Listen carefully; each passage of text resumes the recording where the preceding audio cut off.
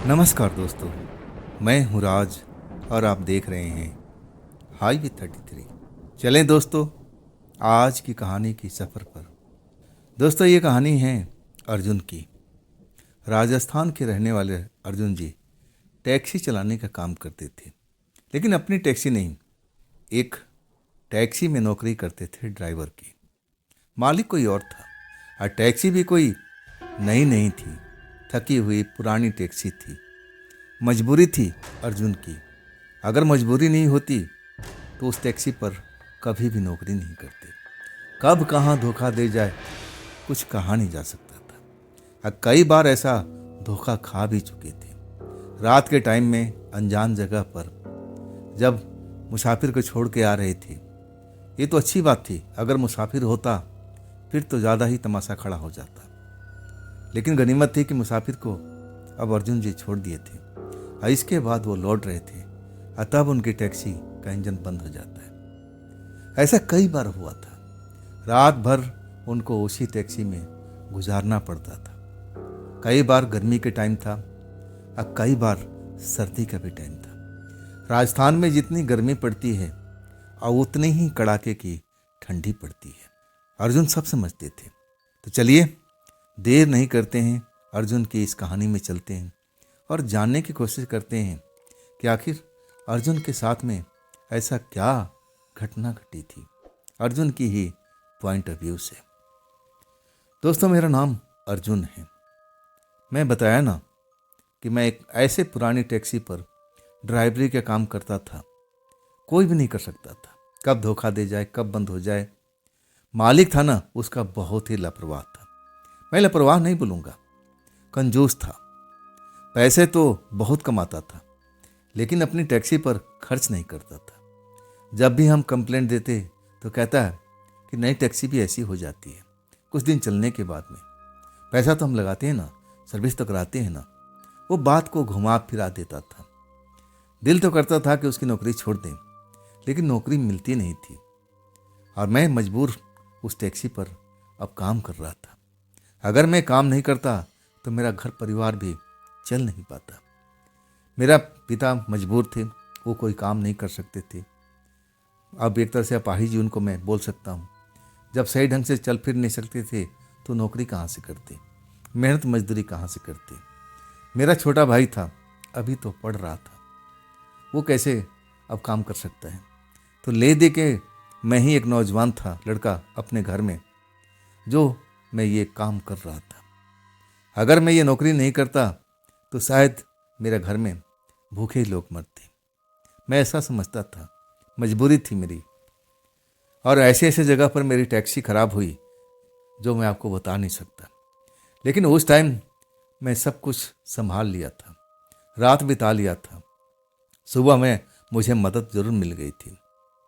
ऐसे ही एक घटना का शुरुआत मेरे साथ में हुआ था साल 2005 में। सर्दियों भरी रात थी। मैं एक सवारी को लेकर के अब अपने शहर से दूसरे शहर जाता हूँ। आज सवारी को छोड़ करके जब मैं लौटता हूँ ना, तो बूंदाबांदी भी शुरू हो चुकी थी। सर्दी वाली बूंदाबांदी। दिसंबर का महीना चल रहा था, कड़ाके की ठंड पड़ रही थी। ऐसे तो जो भी मेरे पास में गर्म कपड़ा था मैंने तो पहन रखा था, लेकिन जैसा मौसम था ना, जो मैं कपड़ा पहन रखा था ना, उससे सर्दी रुकती भी नहीं थी। और मैं कहूँ ना, उस गाड़ी के जो कांच थे ना, अब वो भी कई जगह से लूज हो चुके थे। बंद तो मैं करता था, लेकिन जब मैं स्पीड में टैक्सी चलाता या यूँ कहूँ कि टैक्सी दौड़ाता, तो उसमें से हवा टैक्सी के अंदर में आता था और वो सर्द हवा बस मेरा कलेजा के हिला देता था। और तब मैं अपने गाड़ी का स्पीड कम करता था। रात के 11 बज चुके थे। ठंड से मैं परेशान था। मैं जल्द से जल्द अपने शहर पहुंचना चाहता था, अपने घर जाना चाहता था, ताकि मैं रजाई के अंदर जा सकूं। शरीर कांप रहा था। मैं इस कांच की खिड़की को कई बार मालिक को कंप्लेंट डाल चुका था कि ये खिड़की सही ढंग से बंद नहीं होती है, इसमें गैप है, हवा आती रहती है। लेकिन वो हंस के टाल देता था, कहता है कि हाँ करवा देंगे, इस बार संडे आएगा ना तो मुझे याद दिलाना। और जब संडे आता था मैं याद भी दिलाता था तो कहता है कि हाँ उस मैकेनिक से मेरी बात हुई, कहीं शहर से बाहर गया हुआ है, जैसे आएगा काम को कर देगा। मैं जानता था कि मालिक कंजूस है, मुझे टरका रहा है। अगर मुझे गरीबी नहीं होती तो मैं इस टैक्सी पर कभी भी काम नहीं करता। मैं बहुत परेशान हो चुका था इस टैक्सी पर, लेकिन मजबूरी थी मेरी इस टैक्सी पर काम करने की। उस रात जब मौसम बिगड़ने लगा था, बूंदाबांदी होने लगी थी और उसके बाद सर्द हवा भी तेज तेज चलने लगी थी, जो मुझे महसूस हो रही थी। हाड़ कपा देने वाली ठंड जो कहा जाता है ना, वही पड़ रही थी। अब मैं अपने शहर से 5 किलोमीटर की दूरी पर था। मैं जल्द से जल्द पहुंचना चाहता था, लेकिन होनी तो कुछ और ही लिखी थी। अचानक मेरी टैक्सी का इंजन बंद हो जाता है।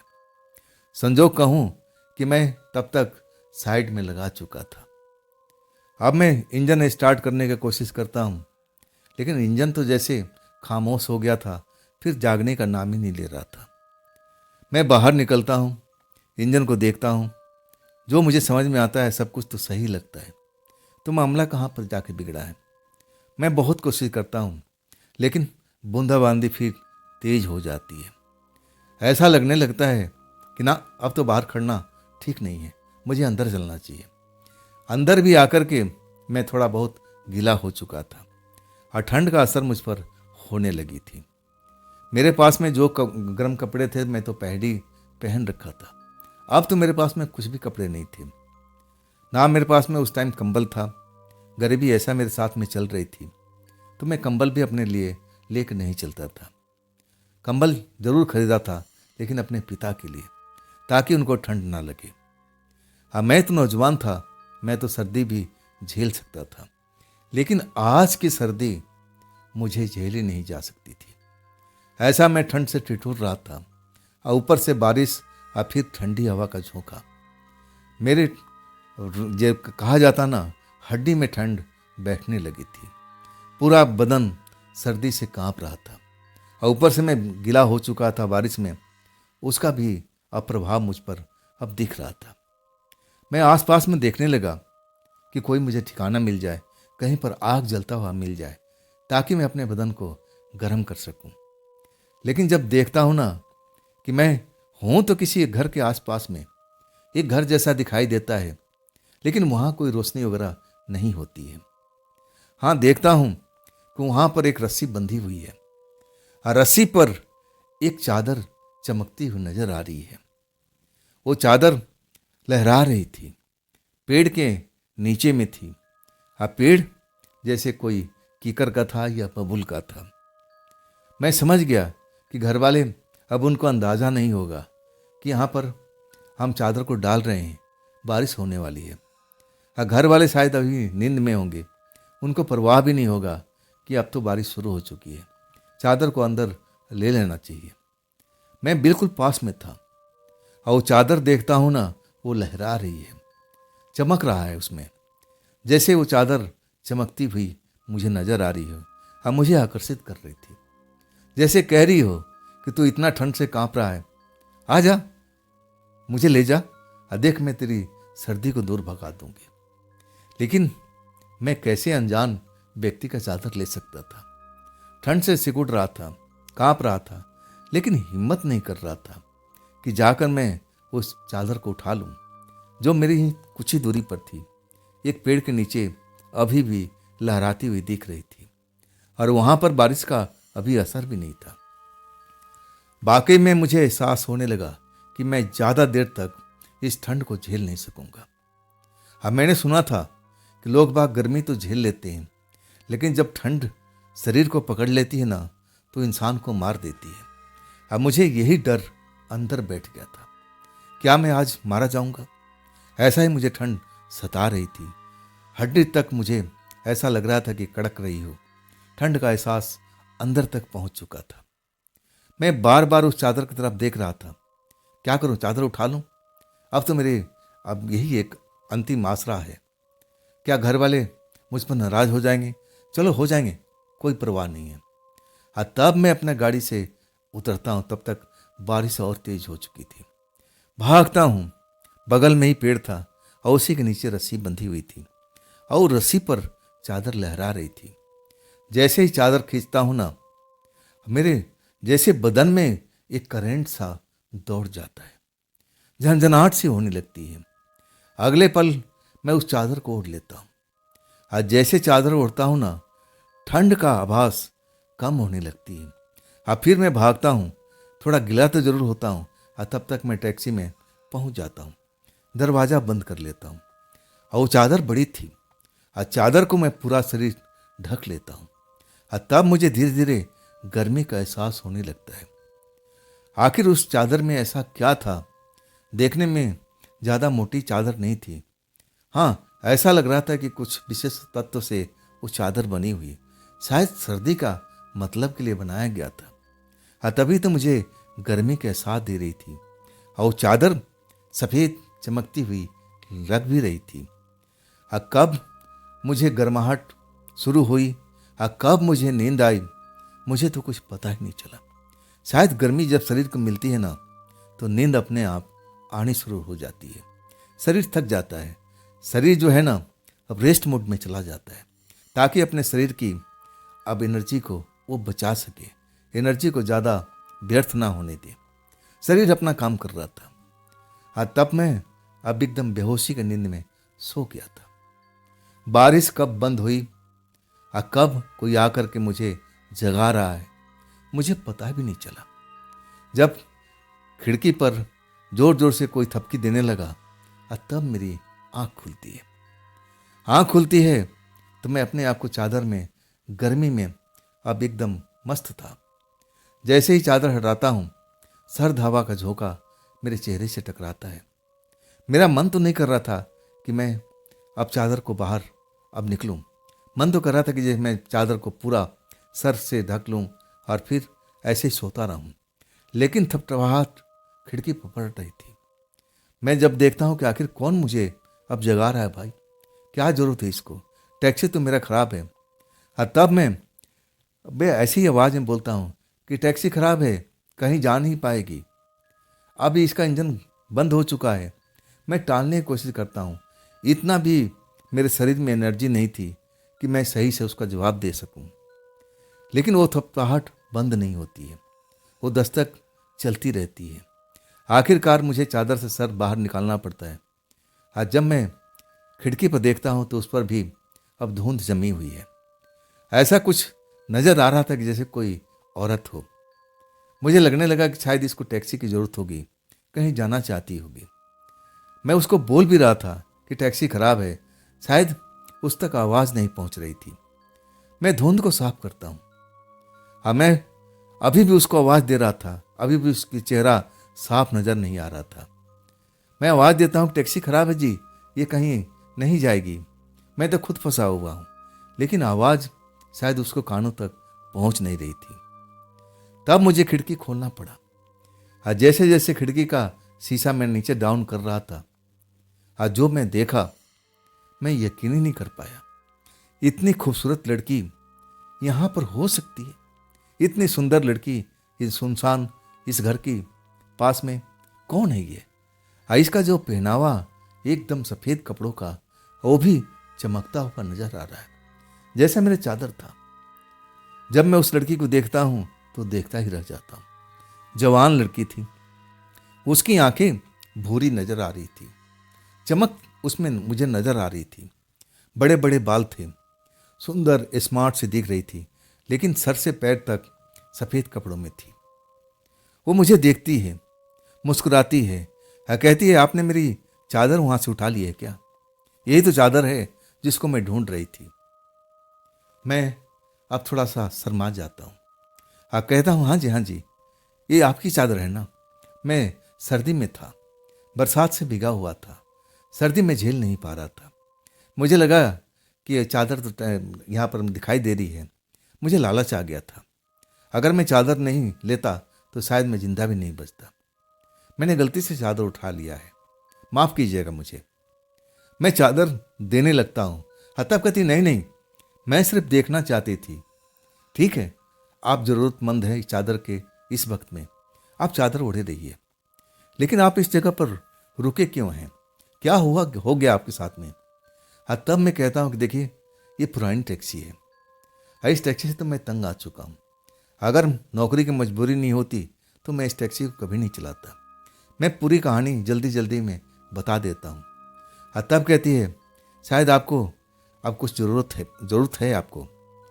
मैं चलिए आपके कुछ मदद करती हूँ। आप ठंड से अभी मुझे दिख रहे हैं, आइए मेरे सामने घर है। मैं कहता हूँ कि नहीं नहीं, ये चादर मुझे बहुत सहारा बनी हुई है। इस चादर ने मेरी जान बचाई है। अभी भी गर्माहट इसमें से आ रही है। मुझे और कुछ नहीं चाहिए। मैं जब यहाँ से जाऊँगा ना तो मैं चादर आपको ज़रूर दे के जाऊँगा। आप चिंता मत कीजिए, ये चादर मैं ले के नहीं जाऊँगा। लेकिन अभी कह नहीं सकता कि कब मेरी गाड़ी सही होगी, कब मैं जा पाऊँगा। मुझे तो लगता है कि पूरा दिन आज निकलने वाला है। ये रात भी निकल जाएगी और फिर पूरा दिन भी निकलेगा, और तब शायद हो सकता है कि मेरी गाड़ी यहाँ से जा पाए। आप चिंता मत कीजिए, मैं चादर आपको दे के जाऊँगा। लेकिन लड़की जिद करने लगी। कहने लगी, नहीं, आपका शरीर मैं देख रही हूँ अभी भी ठंड से काँप रहा है। आइए मैं आपको कुछ गर्म ऐसी चीज़ देती हूँ जिससे आपकी सर्दी दूर भाग जाएगी। मुझे तो ऐसी चीज़ की ज़रूरत थी, जैसे चाय, कुछ कॉफ़ी, कुछ गर्म चीज़, ताकि मेरे शरीर में कुछ एनर्जी आ सके। ठंड में अब झेल तो पा रहा था, लेकिन शरीर कमजोरी सी महसूस हो रही थी।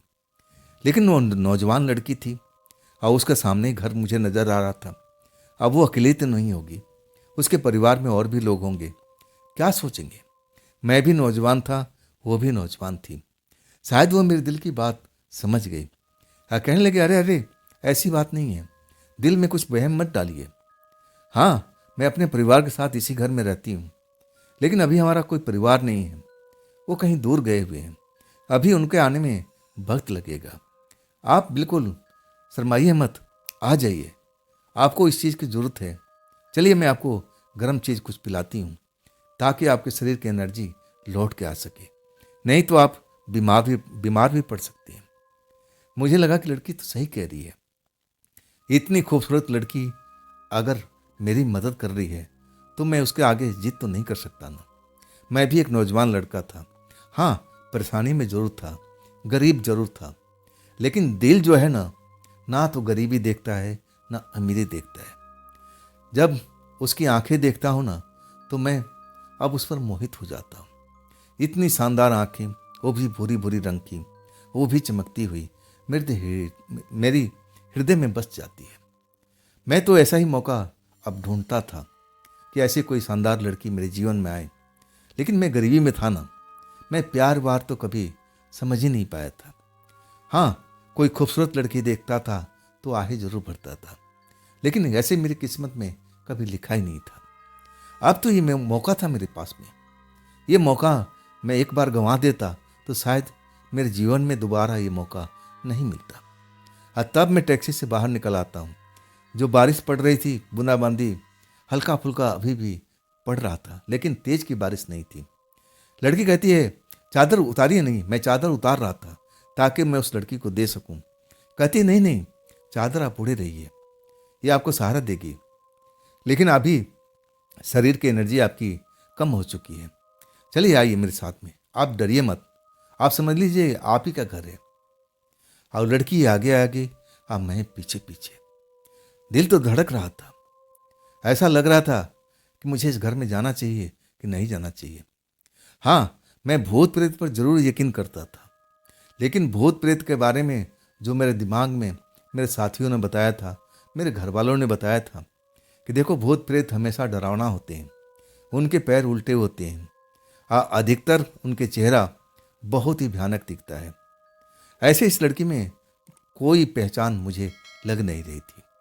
मुझे लगा कि सामने घर है, चादर में उसी को ओढ़ रखा था, फिर डरने वाली क्या बात है। चलो जी, जो होगा देखा जाएगा। आखिरकार दरवाजा खुलती है और जब मैं बाहर से देखता हूँ, वो घर बहुत ही पुराना लग रहा था। इतना पुराना, अब बाहर से देखने में तो इतना पुराना लग रहा था, लेकिन जितना बाहर से पुराना नजर आ रहा था उतना ही अंदर से बिल्कुल शानदार लग रहा था। रोशनी चमक रही थी, दीवारें जैसे अब खूबसूरत हो, खिड़की पर अच्छे अच्छे पर्दे लटक रहे थे। जब मैं अंदर जाता हूँ ना, अब एक खुशबू मेरे दिमाग में बैठ जाती है। मैं देखता हूँ वो घर बाहर से देखने में बिल्कुल छोटा लग रहा था, लेकिन अंदर में तो बड़ा ये घर दिखाई दे रहा था। इसमें कई कमरे मुझे दिखाई दे रहे हैं। हर कमरा जो था ना, बड़ा ही नजर आ रहा था। मैं आश्चर्य में था कि बाहर से दिखने में तो पुराना घर जैसा दिख रहा था। मुझे पहली बार जब इस घर को देखा था, जब इसमें अब अंदाज़ा लगाया था कि इसमें घर में कौन रह सकता है भाई, ये ज़रूर पुराने ज़माने के घर होगा जो अभी तक तोड़ा नहीं गया है। ऐसा घर में कौन रहता है। लेकिन जब मैं घर के अंदर आता हूँ ना, तो नज़ारा ही कुछ अलग होता है। वो लड़की मुझे घर में ले जाती है, कहती है आप इस जगह पर, इस पलंग पर बैठ जाइए। देखिए, शर्माइए मत, ये भी आप ही का घर है, आप चिंता मत कीजिए, अपना ही घर समझिए। मैं अभी गई और कुछ ही देर में लौट के आ रही हूँ, तब तक आराम से बैठ जाइए। मुझे इस बात का एहसास हो रहा था कि बाहर में इतनी सर्दी चल रही थी, लेकिन अंदर आते ही गर्मी का एहसास होने लगा था। मुझे लगा कि कोई बड़ी बात नहीं है, अब ये घर चारों तरफ से बंद है, इसलिए मुझे गर्मी का एहसास हो रहा है। और ऊपर से मैं ये चादर ओढ़ रखा हूँ, ये खास किस्म का चादर होगा, तभी मुझे गर्मी का एहसास दे रहा है। इतना गर्मी मुझे लगने लगा था ना, मुझे लगा कि मुझे चादर उतार देना चाहिए, और वही मैं करता हूँ। चादर उतार करके साइड में पलंग पर रख देता हूँ। तब तक लड़की गिलास में कुछ शरबत जैसा लेके आती है। कहती है आप इसको पी लीजिए, आपके शरीर में एनर्जी आ जाएगी। ये ताकत जो आप खो चुके हैं, आप उसको दोबारा पा लेंगे। जल्दी कीजिए, ये जल्दी पी लेना चाहिए, इसको देर नहीं करना चाहिए, आप सोचिए मत, पी लीजिए। मैं तो सोचना चाहता था, मैं उस शरबत के बारे में जानना चाहता था। अब मैं सोच ही नहीं पाता हूँ। जब वो लड़की कहती है मुस्कुरा करके, तो मैं उसकी तरफ देखता हूँ और वो शरबत को पी लेता हूँ। बड़ा स्वादिष्ट लगता है, मीठा था, तो पीने में मैं जल्दीबाजी कर दिया था। कुछ ही सेकंड में गिलास खाली कर दिया। अब मुझे ऐसा लगने भी लगा था कि मेरे शरीर में और गर्माहट आ चुकी है। आज जो मैं कमजोरी सा महसूस कर रहा था, वो कमजोरी मुझे अब गायब होती नजर आने लगी थी। अब मैं फिर अंगड़ाई लेता हूँ, जोरदार अंगड़ाई लेता हूँ। तब कहती है अरे आपने चादर हटा दिया, चादर आपको ओढ़ के रखना चाहिए था। तब मैं कहता हूँ इस घर में आते ही मुझे गर्मी महसूस होने लगी। तब लड़की मुस्कुरा के कहती है हाँ, इस घर में कभी सर्दी नहीं लगती है, हाँ ना इस घर में कभी गर्मी लगती है। गर्मी में ये ठंडक का एहसास देता है और सर्दियों में गर्मी का एहसास देता है। ऐसा ही है घर हमारा। कैसा लगा आपको? अब मैं कहने लगा कि बाहर से देखने में तो बड़ा खंडहर सा दिख रहा था, जैसे इस घर में कोई रहता ना हो, लेकिन अंदर में देखने में ये तो बहुत ही कमाल का घर है। तो आपका परिवार कहाँ पर है? लड़की कहती है मेरा परिवार कहीं गए हुए हैं, रिश्तेदारी में, अभी उनको आने में वक्त लगेगा, कुछ ज़्यादा ही टाइम लग सकता है। जब एक बार जाते हैं ना, वैसे तो जाते नहीं हैं, लेकिन जाते हैं तो जाना तो अपना मन की बात होती है, लेकिन लौटना रिश्तेदारों के मन की बात होती है। जब तक वो विदा न करें तब हमारा परिवार कैसे लौट आएगा। तब मैं कहता हूँ कि आप क्यों नहीं गई? तब लड़की कहती कि ना, मुझे रिश्तेदारों के पास जाना पसंद नहीं है, मैं अपने घर में बड़ा आनंदित से रहती हूँ। वो लड़की अपने बारे में बस कुछ बताने लगी थी, ज़्यादा विशेष नहीं बताई। तब मैं कहा कि आप पढ़ती लिखती नहीं हैं, घर में रहती हैं। तब मुस्कुरा के कहती है कि नहीं, मेरे परिवार नहीं चाहता है मैं पढ़ाई करूं। वो बिल्कुल इस चीज़ पर नाखुश होते हैं। मैंने कई बार उनसे बोला था कि मुझे कुछ शिक्षा लेना चाहिए, तब वो लोग मना करती है। मैं देखा था उसके चेहरे पर एक पल के लिए उदासी आ चुकी थी। मुझे लगा कि इनका परिवार थोड़ा अलग विचार रखने वाला होगा। चलो भाई, दूसरे की बात में मुझे दखल नहीं देना चाहिए। मुझे अब नींद का एहसास होने लगा था। जब गर्मी शरीर में होती है ना, और ऊपर से मैं जो शरबत पिया था, शायद उसका असर था, मुझे झपकी आने लगी। तब लड़की कहती कि आराम से आप पलंग पर लेट जाइए, अभी बाहर मौसम बहुत खराब है और हो सकता है कि दोबारा बारिश स्टार्ट हो जाए। अभी तो आधी रात हुई है, अभी तो पूरी रात बाकी है, आप आराम कीजिए। और मैं बगल के दूसरे कमरे में हूँ, किसी चीज़ का अब जरूरत पड़े ना तो मुझे आवाज़ दे दीजिएगा। वो अपना नाम भी बताती है, बड़ा छोटा सा नाम, अब बहुत सुंदर नाम अब उसका होता है। और उसके बाद वो रुकती नहीं है, मेरे कमरे से, जिस कमरे में था, और उसमें से निकल जाती है।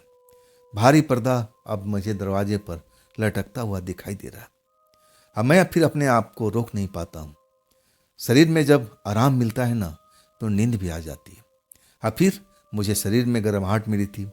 एनर्जी ड्रिंक मैं शायद पी लिया था, और इसके बाद मैं एकदम मस्त नींद में सो जाता हूँ।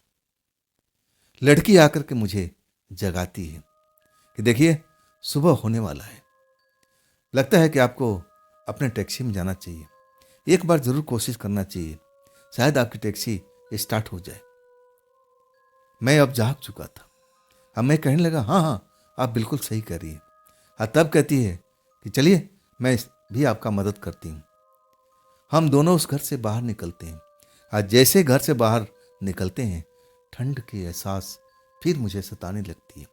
चादर तो मैं पलंग पर छोड़ आया था। मुझे लगा कि अंदर गर्मी है तो अब तो बाहर भी होगी, लेकिन बाहर का नज़ारा तो अलग ही था। जोरदार ठंडी का मैं सामना करता हूँ, कांप जाता हूँ। तब लड़की कहती है, आपने चादर क्यों छोड़ दिया? आप चादर लेना चाहिए था। फिर कहती है कि आप रुकिए 2 मिनट, मैं अभी गई चादर लेके आती हूँ। तब मैं मना करता हूँ कि यह आपका चादर है ना।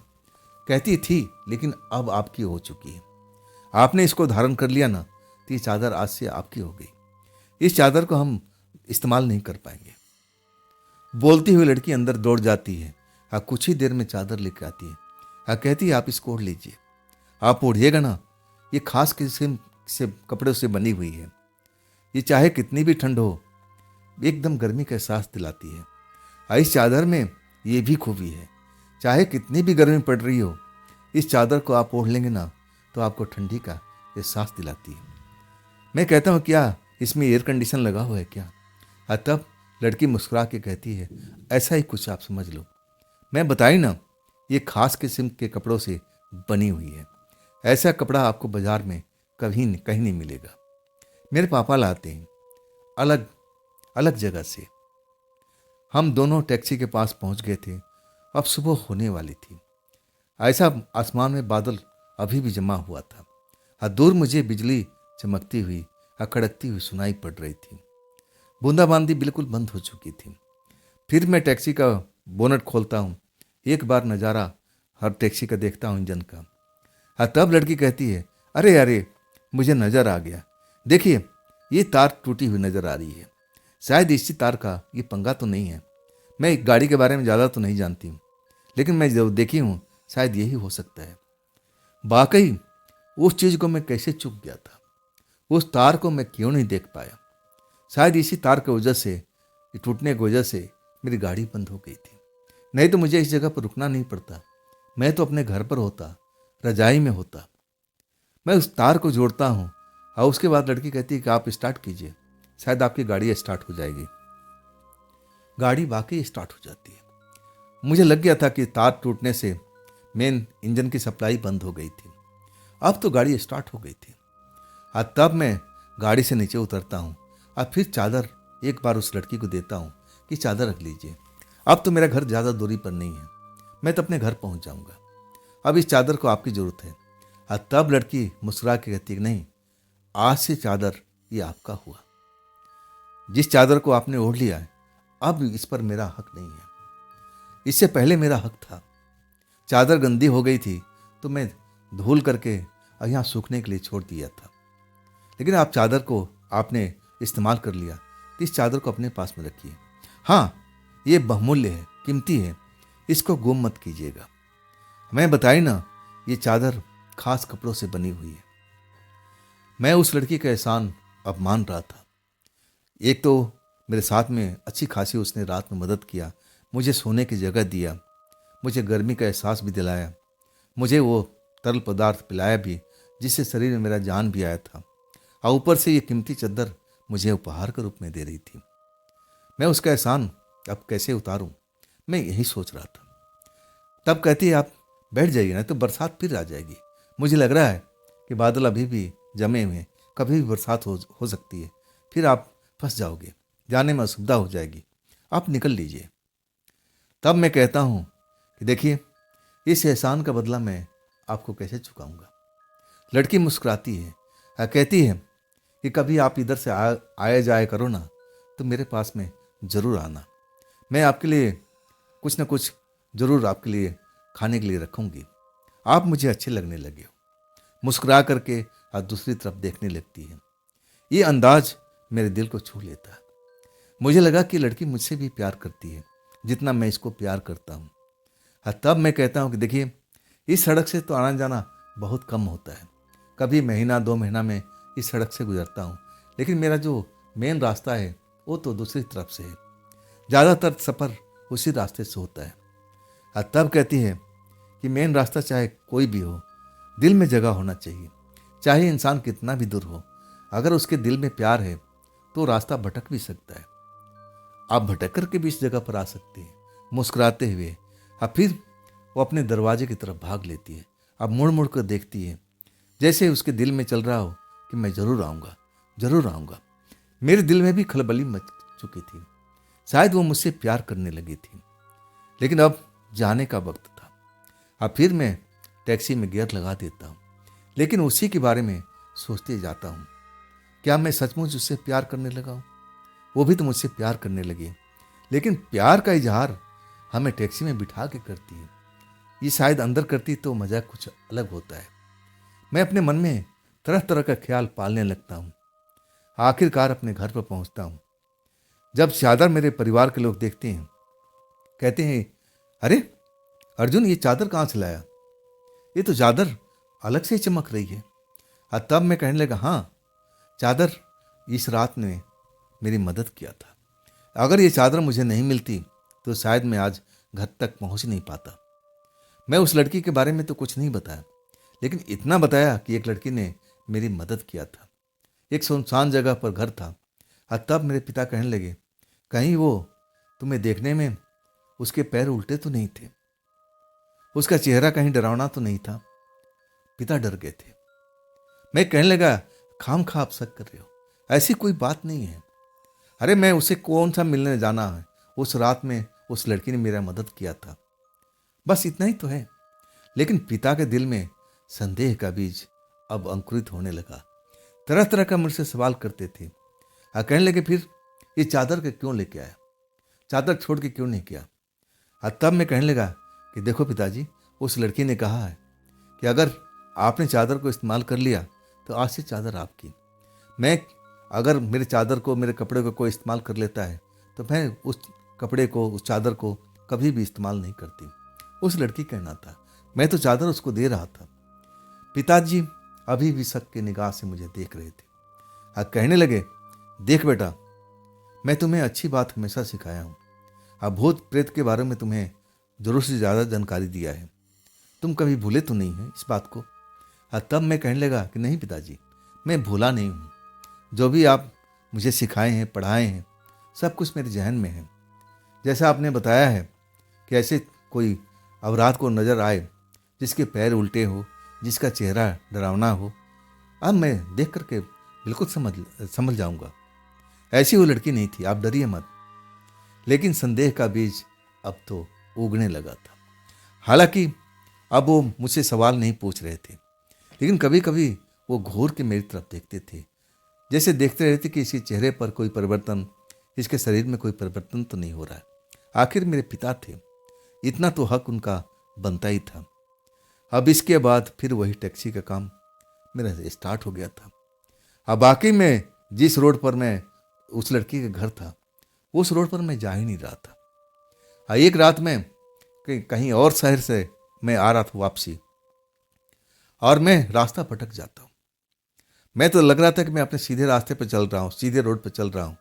लेकिन जब मैं आधे रास्ते में पहुँचता हूँ ना, तब मुझे अंदाजा होता है कि मैं रास्ता भटक गया हूँ।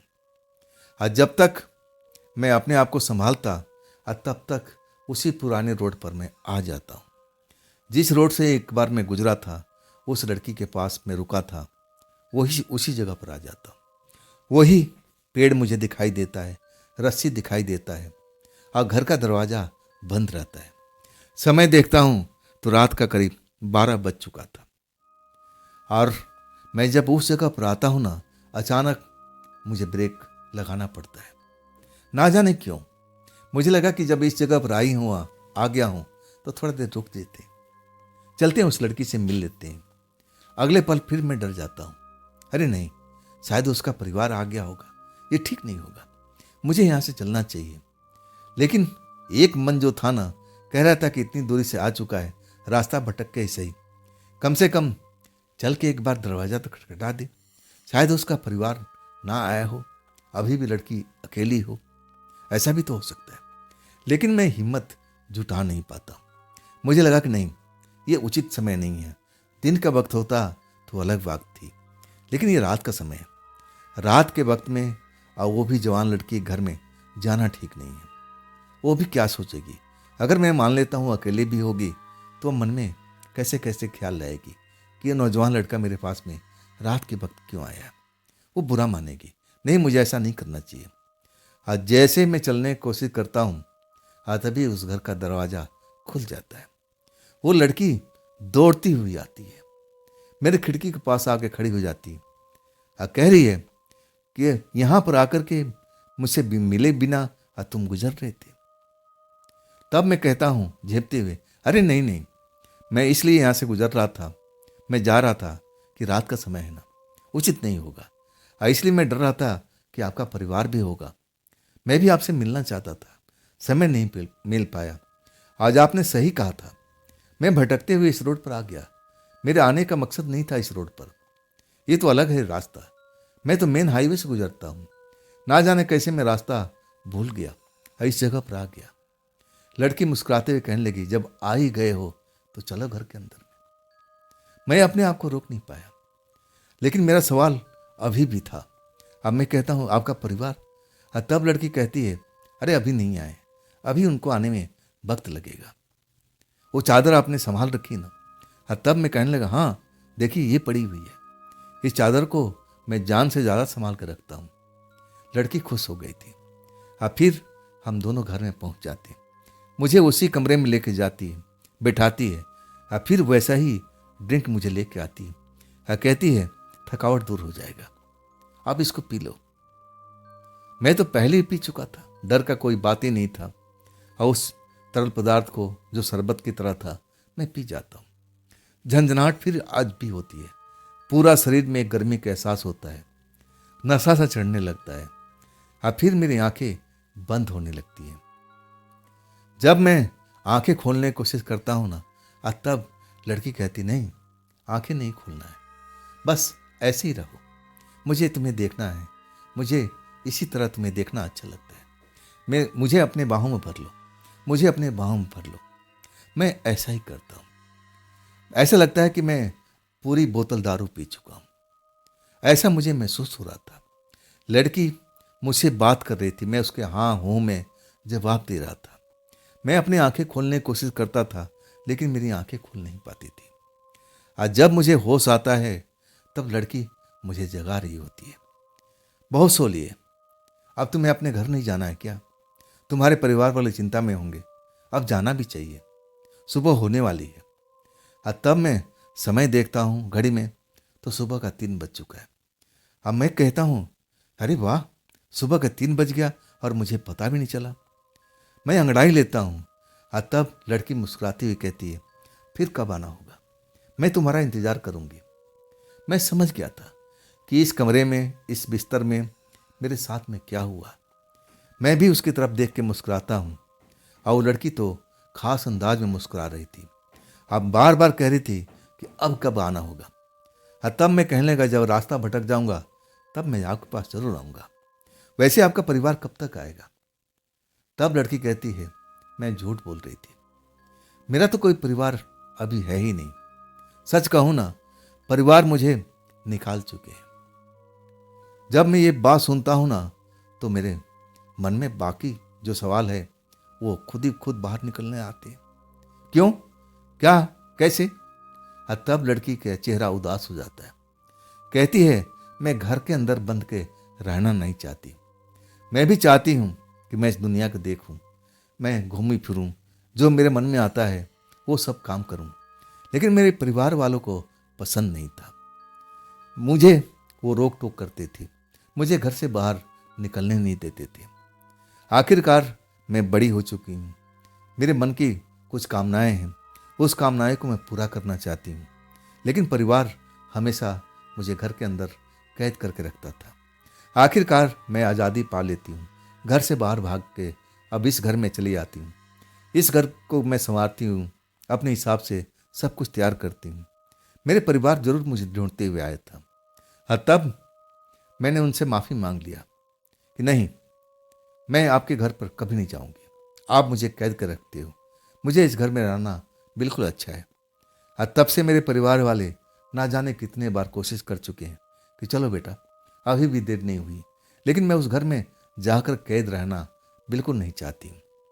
उसके चेहरे पर मैं परेशानी जरूर देख रहा था, लेकिन वो बोलती है कि मुझे परिवार भी याद आता है।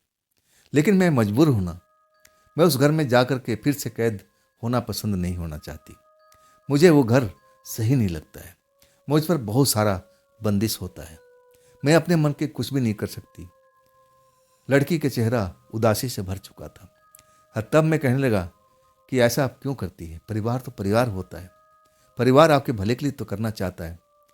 तब मुस्कुराने लगती है। आप मेरे परिवार को जानते नहीं हो। अगर जान लोगे ना तो आप उनसे दूरी रहना आप बेहतर समझोगे। कभी मिलवाऊंगी, जब मौका आएगा तब। तब आप देख के बताना कि बाकी में आपके परिवार की तरह मेरा परिवार है क्या। आप खुद समझ जाएंगे। लड़की कहती है, अब जाइए, सुबह होने वाला है। अब मैं भी आराम करना चाहती हूँ। मेरे मन में बहुत सारा सवाल जवाब था। मैं उस सवाल को अब जिसे पूछना चाहता था, तब कहने लगी, मैं जानती हूँ अभी आप मेरे से बहुत सारा सवाल पूछना चाहते हो, लेकिन अभी वक्त नहीं है, मुझे भी नींद आ रही है। आप जाइए, फिर भटकते हुए आ जाइएगा, और फिर सवाल आपके जवाब मेरे। अब इसके बाद मैं उस घर से निकल जाता हूँ। मैं बाहर आता हूँ, अपनी टैक्सी में बैठता हूँ। घर अंधेरे में डूबा हुआ था। बाहर से देखने में ऐसा नहीं लगता था कि घर में इंसान रहते होंगे, लेकिन अंदर से चमकता हुआ मखमली कपड़ा से भरा हुआ स्वच्छ वातावरण था। अलग का वातावरण ही अलग था। आखिरकार मैं अपना टैक्सी स्टार्ट करता हूँ और चल देता हूँ। इस तरह से 2-4 बार मैं भटकते हुए तो नहीं, अब जानबूझ करके रास्ता बदल करके इस रोड पर आ जाता था। उस लड़की से मैं रात को मिलता था। हम दोनों प्यार करते थे, बहुत सारा बात भी करते थे। जो मेरे मन में सवाल होता था उस सवाल को मैं पूछता था, और लड़की बड़ी सफाई से मुझे हर सवाल का जवाब देती थी। मैं पूछता था कि आपका जो घर का ये खर्च वगैरह है, ये चलता कैसे है? क्या करती हैं दिन में, आप क्या करती हैं? तब कहती है, मैं दिन में काम करती हूँ ना, मैं पैसा कमाती हूँ और मैं अपने आप पर खर्च करती हूँ। मेरा जो परिवार है उनके पास पैसे की कमी नहीं है, धन की कमी नहीं है, लेकिन मुझे तो कमी है ना। मुझे दिन में काम करना पड़ता है, और तब मैं अपने घर को साफ सुथरा और बेहतर ढंग से रख पाती हूँ। मेरे हर सवाल का जवाब देती थी। जैसे वो सवाल मैं क्या पूछने वाला हूँ, वो जवाब उसके पास में हमेशा रहता था तैयार। मैं कभी कभी आश्चर्य में पड़ जाता था, लेकिन मुझसे वो बहुत प्यार करती थी। अब मैं भी उससे प्यार करता था।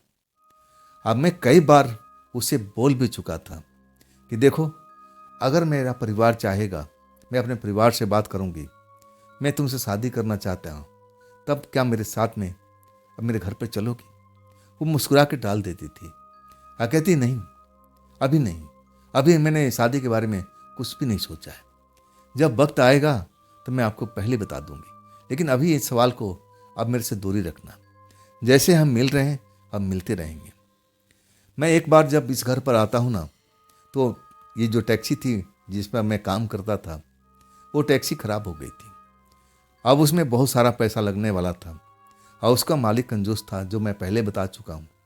गैरेज में तो डाल दिया था, लेकिन उसके पास में शायद पैसा नहीं था, या जानबूझ करके वो अब अपनी गाड़ी को अब जल्दी लेना नहीं चाहता था।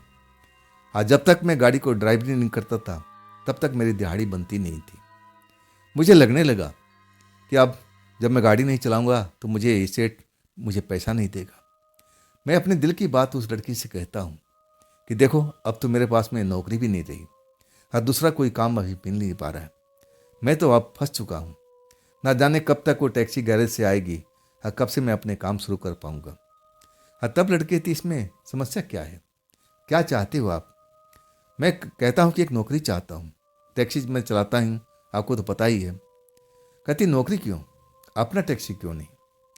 मैं हंसने लगता हूँ उसकी बात पर। कहाँ से आएगा इतना पैसा, कहाँ से मैं टैक्सी खरीद पाऊंगा? और तब कहती है कि मैं आपकी मदद कर सकती हूँ ना। मैं कहता हूँ कि आप तो खुद नौकरी करती हैं, आप इतना अकेले काम करती हैं, और तब मैंने आपका घर पड़ता है, आप मेरे लिए इतना सारा पैसा आप कहाँ से देंगी? और तब कहती है मैं पैसे बचा कर रखी हूँ ना, आपके काम में आ जाएगा, मैं आपके लिए टैक्सी खरीद सकती हूँ। मुझे तो लगा कि नहीं, मैं मना भी करता हूँ कि नहीं नहीं, मैं आपसे भला ये काम क्यों कराऊँ, नहीं नहीं, मैं ऐसा कभी नहीं कर सकता। लेकिन लड़की जिद करने लगती है और कहती है कि ना, आप इसका मतलब मुझे गैर समझती है ना, और तभी तो मैं जो आपको उपहार देना चाहती हूँ टैक्सी के रूप में, आप लेना नहीं चाहती, आप मुझसे प्रेम नहीं करते। लड़की नाराज होने का नाटक करती है। हाँ, मुझे उसकी अदा ये बहुत ही पसंद आती है। और तब मैं कहता हूँ कि एक शर्त होगा, टैक्सी की जो भी कमाई होगी हम आधा आधा बांट लेंगे, आधा आपका और आधा मेरा। लड़की मान जाती है, खुशी से उछल पड़ती है, कहती है ये ठीक है, चलो आधा आधा ऐसे ही। तो कब खरीदना टैक्सी? मैं कहने लगा कि जब आप इंतजाम करते हैं पैसे का। कहती फिर इंतजाम क्या करना, मेरे पास पैसा रखा हुआ, मैं आपको दे देती हूँ, कितने का आएगा? मैं अनुमान से सब कुछ बता देता हूँ कि इतने तक आएगा। लड़की कहती है कि मेरे पास में पैसा है और मैं आपको दे देती हूँ। एक थैला लेके आती है, कहती है जितना आप बताए हो उससे ज़्यादा ही पैसा है, अगर कम पड़ता है तो फिर आके मुझसे ले जाइएगा। मैं बड़ा आश्चर्य में पड़ गया था कि ये लड़की खुद नौकरी करने वाली, इतना पैसा इसके पास में कहाँ से आ गया? अपने परिवार से लड़ झगड़ करके अलग रहती है, अपने आप को स्वतंत्र मानती है, मेहनत करती है, जितना पैसा, ये ऐसा कौन सा काम करती है? हमें उससे पूछा भी था कि तुम कितनी पढ़ी लिखी हो, तब वो बात को गोल कर जाती है। ऐसा कौन सा काम करती है, इसके पास इतना पैसा आए कहाँ से?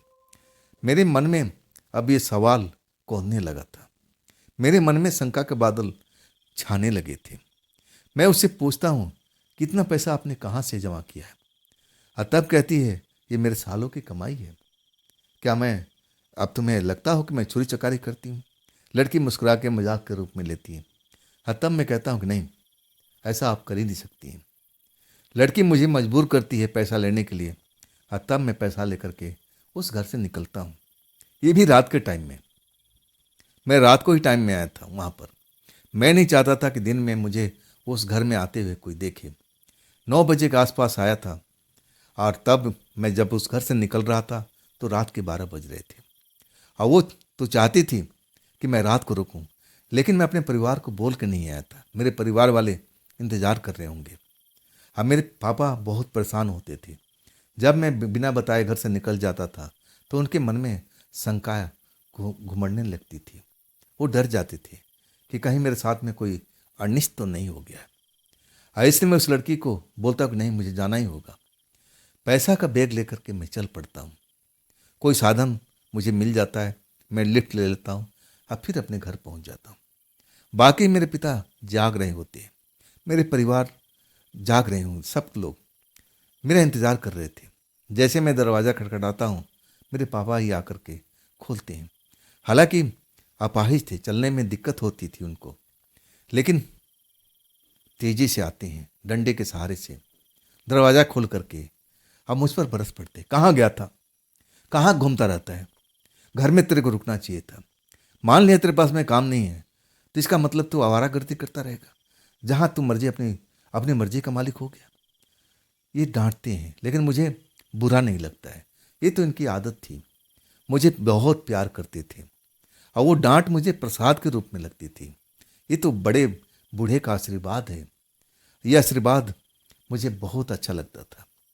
मैं उनकी तरफ देखता हूँ, मुस्कुराता हूँ, और कहता हूँ पापा मैं किसी काम से गया था ना, आ गया ना, अब आपके सामने में हूँ ना, अब देख लो मुझे कुछ हुआ तो नहीं है ना, सही सलामत हो ना। बाकी मुझे घूर घूर कर देखते हैं, और तब उनका आभास होता है कि मैं बिल्कुल सही सलामत हूँ, और तब उनका गुस्सा एकदम गायब हो जाता है। और फिर वो बिल्कुल धीमी आवाज़ में कहते हैं देख अर्जुन, मैं तुझे कितनी बार समझाया, रात के टाइम अकेले मत घुमा कर बेटा। चल अब घर के अंदर चल, कुछ खाया पिया है। तब मैं कहता हूँ हाँ, मैं दोस्तों के पास में गया था, खाना भी खाया, मुझे अब सोना है, लेकिन सोने से पहले ये थैला रख लीजिए। तब कहते हैं कि इसमें क्या है। तब मैं बताता हूँ कि एक दोस्त ने मेरी मदद किया है, वो चाहता है कि हम साझे में टैक्सी खरीदें और जो भी आधा कमाई मेरे पास में आए और आधा कमाई उसके पास में जाए। पापा विश्वास ही नहीं कर पाए थे कि ऐसा भी हो सकता है, लेकिन मैं उनको यकीन दिलाता हूँ कि हाँ, ऐसा ही हुआ है। हमारे साथ मेरे दोस्त का एग्रीमेंट है, जो भी हम टैक्सी से कमाएंगे आधा उसका हिस्सा होगा और आधा मेरा होगा। तब पापा को यकीन होता है, लेकिन पूरा यकीन तो शायद वो कभी करते भी नहीं थे। मन में शंका के बादल घुमड़ते रहता था। मैं जानता था, जब से मैं होश संभाला ना, तब से मैं उनका अब समझता था मन की बात को। आखिरकार अगले दिन हम पिता पुत्र जाते हैं, टैक्सी पसंद करते हैं और टैक्सी खरीद करके हम लाते हैं, पूजा पाठ होता है और इसके बाद हमारा परिवार बड़ा खुश हो जाता है। टैक्सी चलाता हूँ और जो भी कमाई होता है मैं आधा हिस्सा करके अलग रख लेता हूँ। अब हर रोज़ तो उस लड़की के पास जा नहीं सकता था, हफ्ता में अब ऐसे ही 10 दिन पर मैं उसके पास जाता था, अपने परिवार से नज़रें बचा करके। आज जब मैं लौटता था सुबह के टाइम में, तब मेरे पापा बहुत सारा सवाल करते थे, कहाँ चला गया था। तब मैं बताया था कि मैं बाहर गांव गया था, दूसरे शहर में गया था, आने में तो टाइम लगती है ना। इस तरह मेरा परवान जो प्रेम था, परवान भी चढ़ने लगा और मेरी आमदनी भी अच्छी खासी होने लगी। जब पूरा महीना गुजर जाता है, तब मैं आधा हिस्सा जो भी पैसा होता है और उस लड़की के पास लेके जाता हूँ रात को। लड़की मुझे देख के खुश होती है और मैं जब उसको पैसा देता हूँ तो कहती है, इसका मैं क्या करूँगी, अपने पास में रखो, जब इकट्ठा हो जाएगा तब हम मुझे दे देना। लेकिन मैं कहता हूँ कि नहीं, ये अपने पास में रखिए, मेरे पास रहेगा तो मेरे खर्चे बहुत हैं, मेरे मन में बहुत सारा कामना है, मैं कहीं खर्च ना कर दूँ। तब वो लड़की रख लेती है।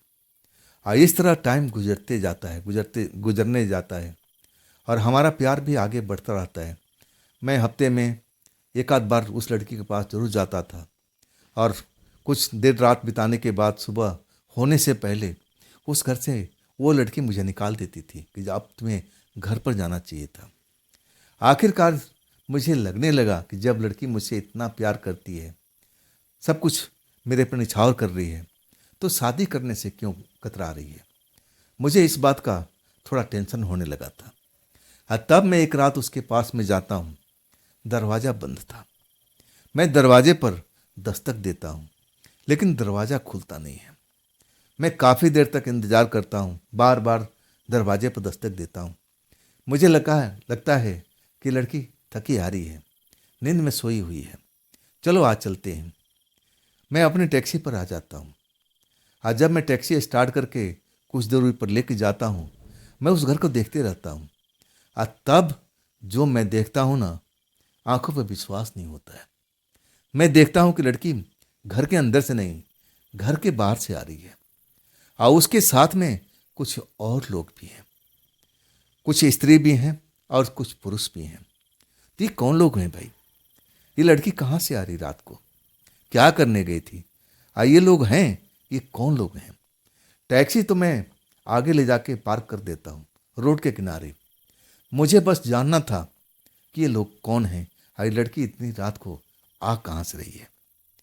दरवाज़ा ये अंदर से बंद था और मैं बार बार दरवाजे को धक्का भी दिया था और तब भी नहीं खुला था। तो लड़की अंदर थी या बाहर थी? अगर बाहर थी तो दरवाज़ा अंदर से कैसे बंद था? एक ही तो रास्ता था आने जाने का, तो ऐसे कैसे हो सकता है? मन में एक शंका तो अब हो चुकी थी। मैं अपने आप को छुपते छुपाते और उस दरवाजे के पास थोड़ा दूरी पर एक पेड़ के पास खड़ा हो जाता हूँ। तब तक लड़की दरवाजे के पास आकर खड़ी हो जाती है। वो जो स्त्री पुरुष थे देखने में उसी की तरह लग रहे थे, सफ़ेद कपड़ा पहने हुए, कपड़ा भी चमक रहा था और बार बार उस लड़की से कुछ अलग भाषा में बात कर रहे थे और लड़की उन पर भड़क रही थी। जैसे मैं उसकी जुबान अगर मैं समझूं तो शायद वो कहना चाहती हो कि आप लोग मुझे अकेला छोड़ दो। वो ऐसे ही पैर पटक रही थी, उन पर नाराज हो रही थी। लेकिन वो लोग जो थे ना, जो स्त्री पुरुष, उस लड़की को मनाने की कोशिश कर रहे थे।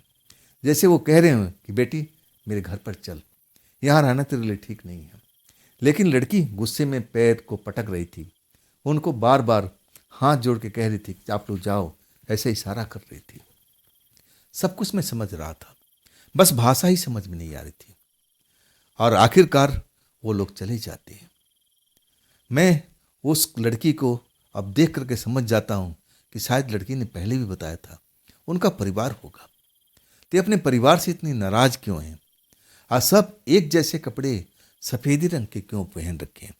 आज सब के कपड़े चमकते हुए क्यों दिखाई दे रहे हैं? मैं जब तक इस बात को महसूस करता समझता, तब तक जो मैं देखता हूं ना, अपनी आंखों पर विश्वास नहीं होता है। जो दरवाजा अंदर से बंद था, वो लड़की अपनी हाथ उठाती है और उसकी हाथ से जैसे कोई रोशनी निकलती है और वो दरवाजा खुल जाता है। और उसके बाद वो लड़की अंदर की तरफ चली जाती है और दरवाजा धड़ाम से बंद हो जाता है। मैं देख करके कांप जाता हूं। लड़की के हाथ में से शोला सा निकला था और उस दरवाजे पर गया था, जैसे लड़की कोई जादूगरनी हो।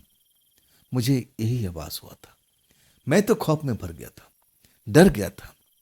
सबसे ज्यादा डरा था उस लड़की का परिवार पर। एक जैसे कपड़े पहने हुए थे और कपड़ा सबका चमकता हुआ, ऐसा लड़की जैसे पहनती थी सेम वैसे ही था। और सबकी आंखों में जैसे चमकती हुई रोशनी नजर आ रही थी।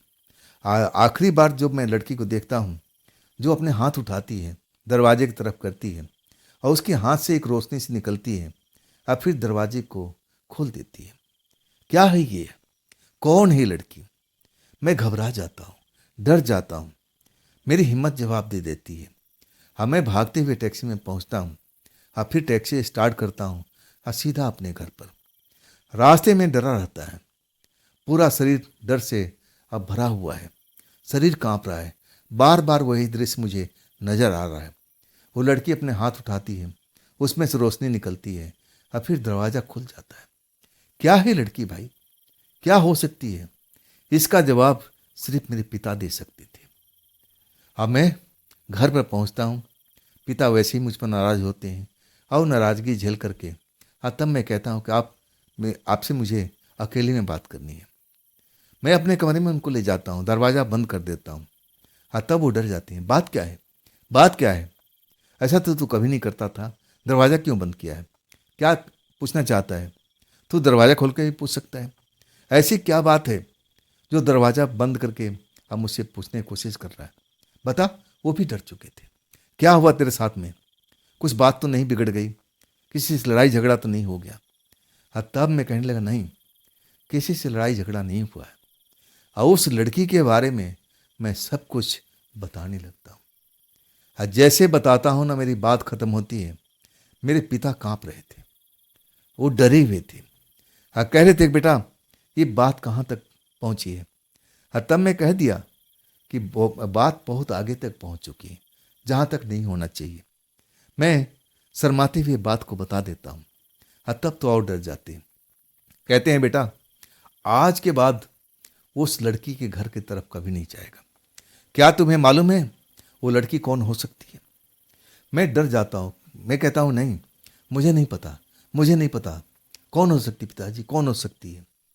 मेरी डर से आवाज़ ऐसे ही निकल रही थी। तब आंखें बंद करके कहते हैं, तू विश्वास कर भी नहीं पाएगा। वो लड़की जीनी है, जीन परिवार की है। कब तेरे साथ में क्या करेगी और उसका परिवार अगर तेरे बारे में जान लेगा ना, तो तुझे जिंदा नहीं छोड़ेगा। मैं तो कहता हूं कि उससे रिश्ता खत्म कर और आज के बाद कभी भी उसकी तरफ देखना भी मत। मैं डर गया था, मैं कांप गया था पिताजी की बात सुन करके। मैं जिन्नी के बारे में सुना था, किससे कहानियां पढ़ा था, तो क्या मैं एक जिन्नी लड़की से प्यार कर रहा था इतने दिन से? और उसने तो मेरी मदद की थी टैक्सी दिलाने में। अब मैं क्या करूं, क्या करूं? पिताजी कहता हूं, पिताजी उसी लड़की ने तो मुझे इतना सारा पैसा दिया था, इतना धन दिया था, ताकि मैं टैक्सी खरीद सकूं, और उसी की टैक्सी से हम लोग अब कमाई खा रहे हैं। तो कैसे मैं उस लड़की को भूल जाऊं? पिताजी कहते हैं, बेटा जो हो गया उसको भूलना ही समझ ले, गलती से उस लड़की के पास में मत जाना। अगर वो जान जाएगी कि तुमने सब कुछ जान लिया ना, तो समझ ले तेरे पर आफत आके टूट पड़ेगी। वो तुझे लड़की मार डालेगी।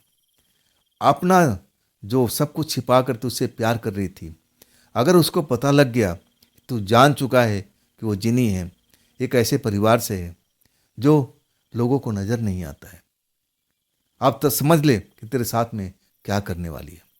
वाकई में डर चुका था। इसके बाद मैं दूर से ही नमस्ते करने लगा। उस रोड पर जाता ही नहीं थी। और जब मैं दिन में गुजरता था ना, तो मैं उस घर को देख करके कांप जाता था, डर जाता था। और वो घर के पास में दिन के टाइम में मुझे जंगल, ऐसी कुछ लताएं उस घर पर फैली हुई नजर आती थी, और देख करके ऐसा नहीं लगता था कि घर आबाद होगा। घर इतना पुराना था, खंडर जैसा बाहर से दिख रहा था, उसमें इंसान हो ही नहीं सकते। तो जरूर मेरे पिताजी का कहना सही था कि वो एक जिन्नी लड़की थी, जिन परिवार की थी। लेकिन अभी भी हमारे घर में उसका कुछ पड़ा हुआ था, वो था चादर। अब जब मैं याद आता है उस चादर के बारे में, तब पिताजी से फिर कहता हूँ, पिताजी उस चादर के क्या करना है? तब पिताजी कहते हैं कि जहाँ पर उस पेड़ के पास में रस्सी बंधी हुई थी, उसी रस्सी पे तू चादर डाल के और तू अपने आप को पीछा छुड़ा ले। लेकिन ये काम अकेले मत करना, मैं तेरे साथ में चलूँगा। तू कल अकेले उस घर पर कभी नहीं जाएगा। हम चलेंगे भी तो दिन के टाइम में चलेंगे। फिर पिता पुत्र हम दोनों आते हैं। जिस पेड़ पर रस्सी टंगी हुई थी, वो रस्सी तो दिन के नज़र नहीं आती है। हाँ, वहाँ पे एक टहनी थी, हम उसी टहनी पर उस चादर को डाल देते हैं। अब पिता देखते हैं उस घर को, कहते हैं कि अर्जुन, क्या तुझे ये नहीं लगता है देख करके कि इस घर में कोई इंसान रहता होगा? ये तो घर खंडर है, तू अपने आंखों से घूर करके देख, क्या तुझे ऐसा एहसास नहीं होता है? तब मैं देखता हूँ, कहता हूँ पिताजी बिल्कुल आप सही कह रहे हो। इसके बाद हम लोग लौट के आते हैं। अब फिर कभी भी मैं उस घर की तरफ नहीं देखता हूँ, और उस लड़की से कभी मिलने के नहीं जाता हूँ, और ना वो लड़की मेरे पास में आती है। अब फिर मेरी शादी ब्याह हो जाती है। अब फिर मैं अपनी पत्नी से प्रेम करने लगता हूँ। हाँ, उसका आज भी मेरे ऊपर एहसान बहुत है। उसी की मदद से मैंने टैक्सी हासिल किया था। वो टैक्सी आज भी मेरे पास में है, उसकी अमानत के रूप में। लेकिन उस रोड से जब भी गुजरता हूँ ना, और रात के टाइम तो मैं कभी हिम्मत भी नहीं करता हूँ कि उस रोड से मैं गुजर जाऊँ। और दिन के टाइम जब भी गुजरता हूँ ना, तो मैं उस घर को देखता हूँ, जो अब घर जंगल झड़ से छिप चुका है। दिन में तो अब नज़र भी नहीं आता है। तो दोस्तों, ये थी आज की कहानी। आज की जो कहानी हमें भेजे थे, उनका नाम है अर्जुन, राजस्थान के रहने वाले। तो दोस्तों, ये कहानी आपको कैसी लगी कमेंट में ज़रूर बताइएगा। हाँ दोस्तों, अगर आपके पास भी ऐसी कोई कहानी है, घटना है, कोई अपनी आप बीती है, तो आप मुझे ज़रूर शेयर कीजिएगा, मेरे इंस्टाग्राम पर, मेरे व्हाट्सएप नंबर पर, मेरे मेल आईडी पर। हाँ दोस्तों, ये भी चैनल आप ही का है, तो इसको भी अपना प्यार दीजिए, लाइक कीजिए, अपने दोस्तों को शेयर कीजिए, सब्सक्राइब कीजिए, और हाई वाले बटन को ज़रूर दबाइएगा। तो दोस्तों, फिर कल मिलते हैं इसी टाइम पर, इसी चैनल पर। आप लोग अपना ख्याल रखिए।